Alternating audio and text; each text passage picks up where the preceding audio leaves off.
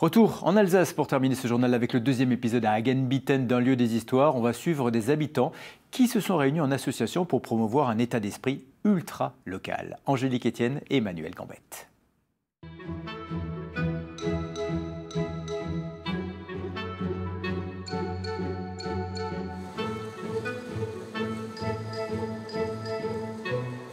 Pour ce deuxième épisode, on se retrouve au cœur de Hagenbitten. Si dans la commune il ne reste que quelques commerces, des habitants se sont alliés pour faire renaître l'esprit du village avec une devise, faire tout au plus proche. Si vous voulez croiser Régis et David, il faudra très certainement monter sur un vélo, leur moyen privilégié pour se déplacer d'un village à un autre et profiter de points de vue exceptionnels. Et c'est cette campagne, juste à côté de la ville, qu'ils ont envie de faire renaître grâce à leur association. C'est né avec une idée de trouver les choses qu'il y a à faire dans le coin le week-end. En fait, de se dire, ok, comment on fait pour savoir où sortir le week-end sans devoir prendre sa voiture et aller à loin, à Célestat ou à Haguenau. Des fêtes de village, moi je vois toujours des gens avec la banane jusqu'à derrière les oreilles. Et ça fait un plaisir fou.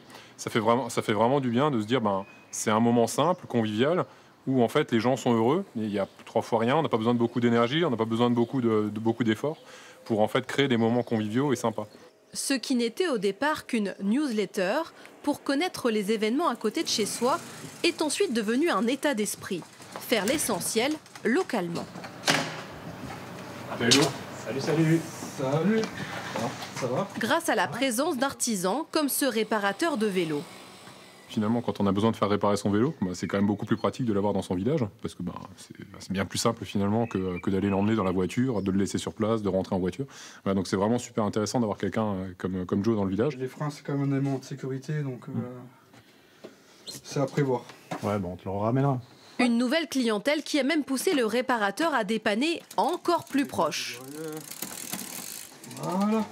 Depuis 2 mois maintenant, je me déplace directement chez les gens avec une remorque où j'emmène mes outils et je vais directement chez eux pour les petites réparations. Le vélo, un moyen de locomotion même pour faire ses courses. Chez les producteurs locaux, bien sûr. Hey, salut Thibaut. Salut Régis. Ça va ? Ça va. Salut Thibaut. Salut.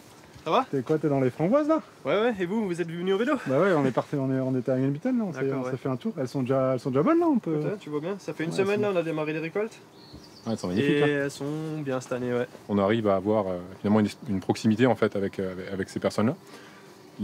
C'est des personnes où les enfants vont à l'école avec les nôtres. Il y a tout un écosystème finalement qui est intéressant à mettre en avant. Alors que finalement, quand on va acheter simplement ses légumes au supermarché, on ne sait pas d'où ça vient. Ça peut venir des fois de l'autre bout du monde. On ne sait pas comment c'est cultivé. De l'ultra local qui n'a que des avantages pour ce maraîcher.